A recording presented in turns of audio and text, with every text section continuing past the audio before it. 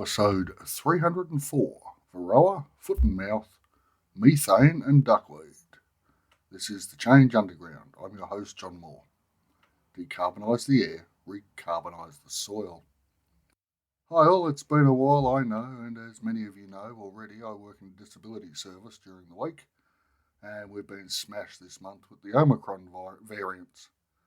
I'm up to date with boosters and whatnot, so I've been pulling so many shifts I've almost forgotten what normal life is.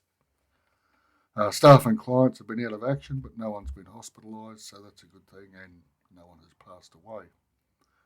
I've also had the last week off because Mrs. ChangeUnderground has come down with another dose of the COVIDs, and as a close contact, I couldn't go anywhere near our clients or other staff. Anyway, I've continued to monitor and collect stories, so this episode will attempt to squeeze about a month's worth into one.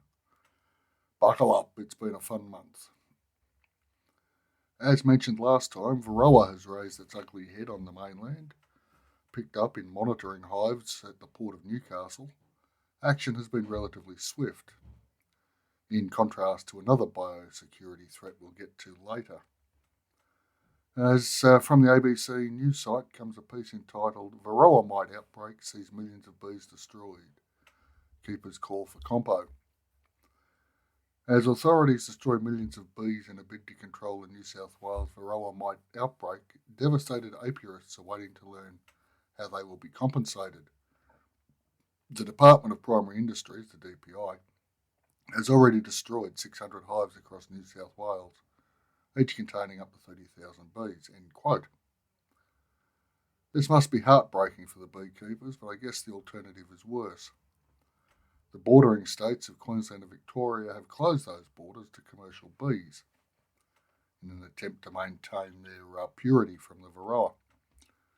The honeybee, though, fertilised very quickly after they were introduced into this continent back in the 1820s. And so keeping them from crossing artificially drawn borders might be a tricky thing. There are native bees and other pollinators that could step into the breach and perform pollination duties, but their honey crop is significantly less when compared to the Apis mellifera. And they will take time to breed up and fill the gap if the Varroa takes hold. For this reason, fruit and nut growers are twitchy about the upcoming spring pollination period, as you can imagine. In recent news, that's 3 hours ago at time of writing, the following post, Varroa mite detected in blueberry orchard near Coffs Harbour in 43rd case since outbreak began. Quote, beekeepers on the New South Wales mid-north coast are the latest to prepare to destroy their hives after the detection of Varroa mite in hives on a blueberry farm. The deadly bee parasite was detected at Nana Glen, 25 clicks inland from Coffs Harbour, where a 10k eradication zone has been established. It was the 43rd detection since an initial case at the Port of Newcastle last month. I'm shocked, I'm devastated, beekeeper Alan Elk said, end quote. And the blueberry is not the only fruit grown in the region. Raspberries are a big crop too, and that's most of Australia's raspberry crop, commercial raspberry crop anyway, comes from there. And they are 100% reliant on pollinators of some sort to produce food. Things are going to be very hard for those growers inside the exclusion zone. And if it expands, it'll just get worse, obviously. From the same article, though, it does appear individuals haven't been quite as honest with the DPI as they could have been. I'm not surprised, given the creative stories we had to hear from entitled individuals during the COVID hoo-ha. But it appears people have either been trying to eradicate Varroa in their own hives on their own, or moving hives without telling people. So that's why it's spreading. And this leads to the next biosecurity threat we are facing here in the Great Southern Land. The Indonesian island of Bali, a popular tourist location, not with your narrator, I don't do tropical, but with large numbers of my fellow citizens, has a foot and mouth outbreak running at the moment, as does all of Indonesia. Australia has been assisting with vaccinations and veterinary advice, and I suspect New Zealand as well. The border control types have allegedly tightened entry requirements for travellers coming from Indonesia, and yet, quote, Viral fragments of foot and mouth disease were found at Adelaide Airport days after traces of the virus were detected in a beef product at another airport and pork products in a Melbourne supermarket. That was from a piece entitled Foot and Mouth Disease Detected in Adelaide as Airports Ramp Up Biosecurity Measures, and it was from Sky News. It appeared some of these cases arrived in people's luggage and others through the mail. Who knew pig meat products travel through the mail? Not me, anyway. Every parcel coming into the country is now being x-rayed to locate possible sources, which should slow down the already clogged mail system, but it's better than having foot and mouth in the country. The good thing so far is that what's been detected are fragments of the virus, not actual foot and mouth pathogens. Every traveller is now required to pass through disinfecting foot baths on arrival and lots of fingers are crossed. It does seem likely that Biosecurity Australia has been a little bit slow to move on this. I've seen what happens in Europe during foot and mouth outbreaks and it's not good. Livestock breeders are, where they can, this is particularly the studs, freezing sperm over and embryos to save genetics, some of which represent generations of selection decisions. You'd have thought with both the Varroa and the foot and mouth intrusions, we'd have learned something from 2020-21, but maybe not.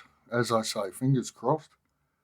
We have, and no one's absolutely certain about this, but about 24 million feral pigs on the mainland. If foot and mouth becomes established in that population, we'll never eradicate it. And now to happier matters. From Agriland comes the post, new feed additive could cut Irish cattle emissions by 60%. And from the ABC, a piece entitled Methane Reducing Seaweed, Asparagopsis, up for sale after years of research. And if you have a look at the transcript over at worldorganicnews.com, there's a pic I found on the Book of Faces. It has dairy cows with the light behind them as they stand in a paddock on the left-hand side, and 3 photos on the right next to them in contrasting black and white. Oil wells, an oil refinery and congested traffic. And added other words, imagine the amount of propaganda it took to make people believe that cows are the problem. Indeed. From the Agriland piece, which talks about the research being undertaken at a place called Rusitech. The studies aim to assess the potential of feed additives for their methane mitigation potential. One of the most promising feed additives tested to date is oxidizing methane inhibitors. These are synthetic peroxide-based compounds such as urea hydrogen peroxide and potassium iodide. Early results from the Rusitech are encouraging, with approximately 60% reductions in methane observed, with no negative side effects on digestibility. Following on from this, a feeding trial is planned to commence in August to see if the results obtained in the Rusitech experiment can be replicated in live animals.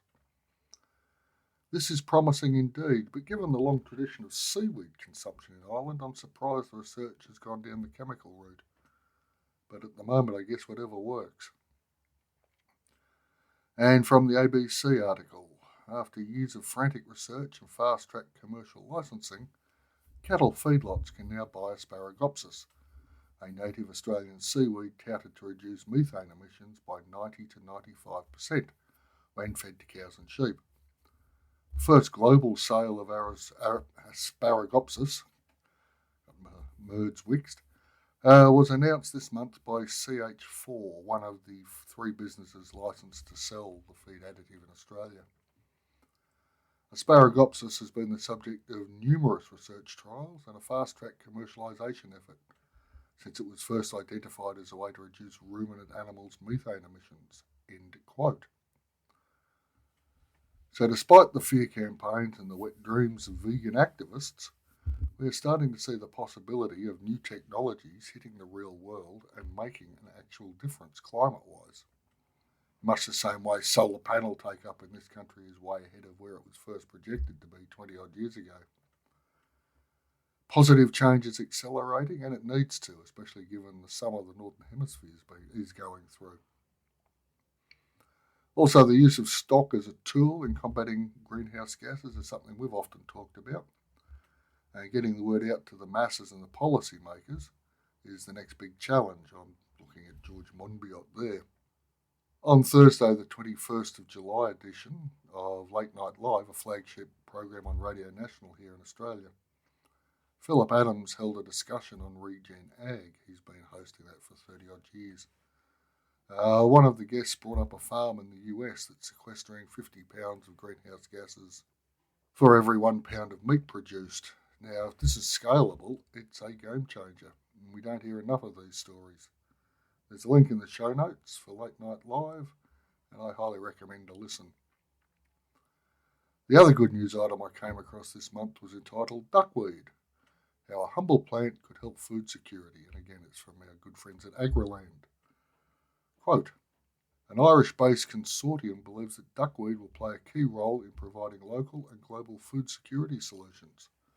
Emerald Life Sciences, which includes seasoned entrepreneurs in the aquaculture and biotech industry, is focused on cultivating and processing the plant into an animal food and food ingredients. The team has developed a proprietary and scalable process for the extraction of protein from the plant for use in aquaculture and animal food.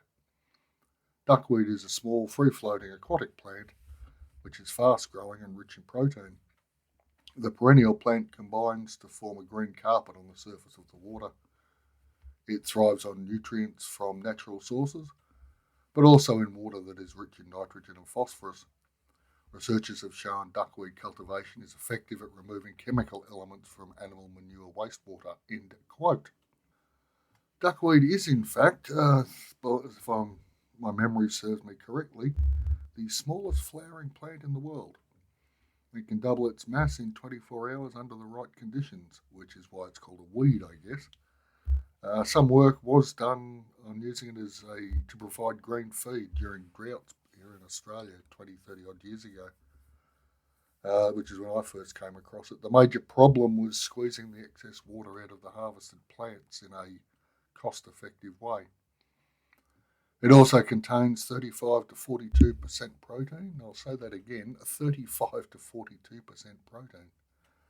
It thrives in organically polluted water and just needs light and warmth, probably in polytunnels during winter in most places that copper frost, but the potential is huge. I've had a crack at it a few times over the years, but I didn't achieve sufficient scale to get it working the way I wanted to. It is a thing I've always meant to get back to, but haven't yet. It's available in most aquarium supply places and might be a thing for growing out meat rabbits as part of their diet. The protein levels are too high for a whole diet approach, I would suspect, but it would be a good option in household level food production, as are rabbits. It's also good to feed to chooks, apparently, and funnily enough, ducks. And given the food supply bottlenecks and the world trade slowdowns, going local in a sustainable, climate-friendly way makes more sense with every news bulletin I read or have to sit through. Growing a food garden may well, therefore, be the most revolutionary thing we can do right now that actually makes the world a better place. And if you'd like help to do so, the discount's still on over at the No Dig Gardening course at World Organic News, currently selling for $17, as opposed to the usual $149 until the world starts to return to some sort of normality. As I said at the start of the show, I'm not sure what normality is anymore. So anyway, let as many people know as you can. I'd really appreciate that. It's time we move from consumption to production. As Bill Mollison said, we only need 10% of us to do that to change the world. And now's a good time to do it. Decarbonise the air, recarbonise the soil. I'll see you all next week, hopefully.